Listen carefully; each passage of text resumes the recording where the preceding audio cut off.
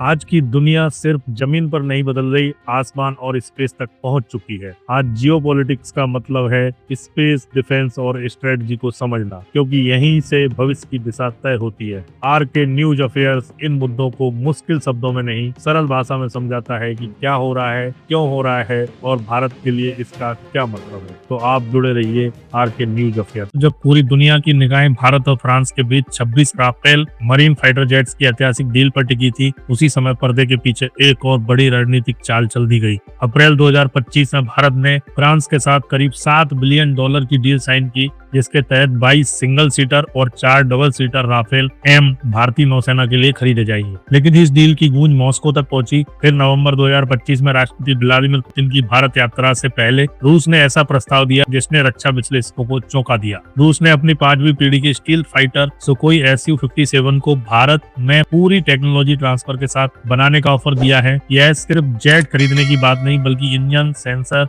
Steel material, avionics और अन्य अहम प्रणालियों की तकनीक भारत को देने की पेशकश है। इस प्रस्ताव को आगे बढ़ा रहे हैं रूस के रक्षा निर्यात संगठन रोसोबोरनेक्स और यूनाइटेड एयरक्राफ्ट कॉरपोरेशन UAC। रूस में भारत के राजदूत डेनिस एलिपोव ने भी संकेत दिए हैं कि यह प्लेटफॉर्म भारत के अपने 5th जनरेशन फाइटर प्रोग्राम में मददगार हो सकता है। Su-57 कोई साधारण विमान नहीं है। इसकी टॉप स्पीड करीब मैक 2 है और यह सुपर क्रूज क्षमता के साथ बिना आफ्टर बर्नर के भी तेज रफ्तार पकड़ सकता है। 3500 किलोमीटर से ज्यादा की कॉम्बैट रेंज, 20,000 मीटर तक की ऊंचाई और लगभग 7,500 किलो तक हथियार ले जाने की क्षमता इसे बेहद खतरनाक बनाती है। रूस ने यहाँ तक ऑफर दिया है कि भारत चाहे तो इसका 2 सीटर वर्जन भी खास तौर पर विकसित किया जा सकता है। हिंदुस्तान एरोनॉटिक्स लिमिटेड के जरिए 60 से 70 विमानों का लाइसेंस प्रोडक्शन भारत में हो सकता है, जबकि शुरुआती 20 से 30 विमान रूस से सीधे मिल सकते हैं। लेकिन इस पूरे पैकेज का सबसे सनसनीखेज हिस्सा अभी बाकी है।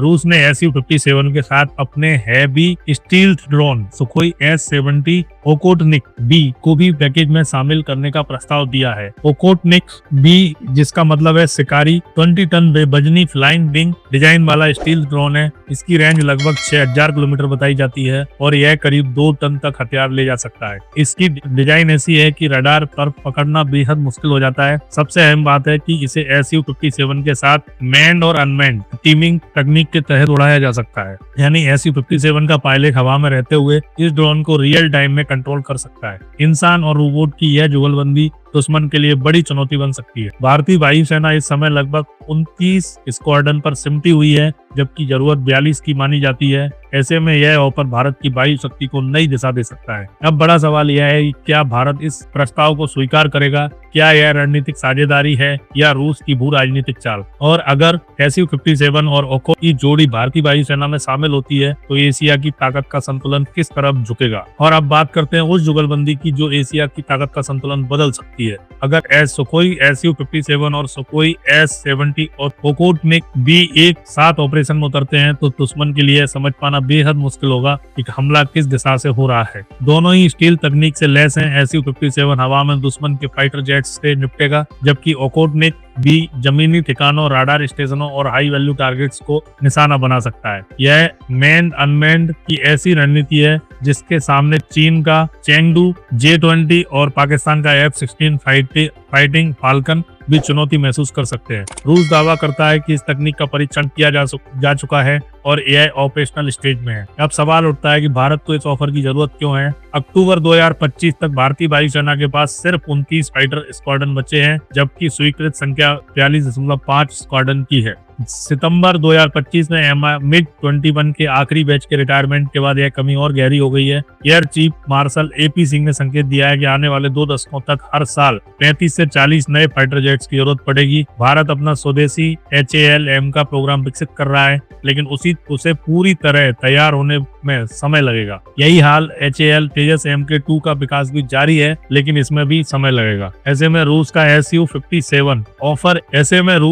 Su-57 के ऑफर इस अंतर को भरने का एक संभावित विकल्प बनकर सामने आता है। भारत 40 से 60 विमान शुरुआती चरण में ले सकता है। फ्रांस के साथ 26 राफेल एम की डील पहले ही हो चुकी है, जो भारतीय नौसेना को 2030 तक मिलेंगे।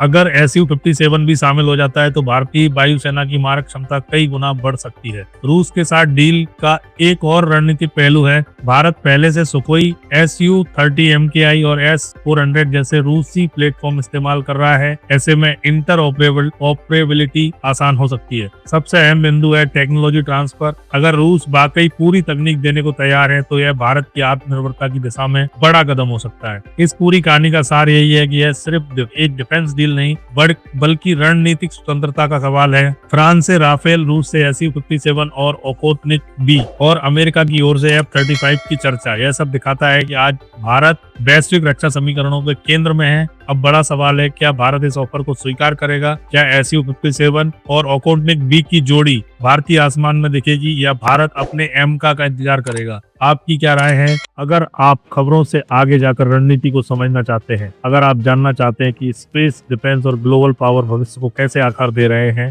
तो RK न्यूज अफेयर्स से जुड़िए। इस वीडियो को लाइक कीजिए, चैनल को सब्सक्राइब कीजिए और बेल नोटिफिकेशन ऑन रखिए, क्योंकि यहाँ शोर नहीं, स्पष्ट सोच मिलती है। आपका एक सपोर्ट हमें वह आजादी देता है जहाँ विश्लेषण डेटा से चलता है, डर से नहीं। RK न्यूज अफेयर मतलब where strategy meets reality. Thank you दोस्तों।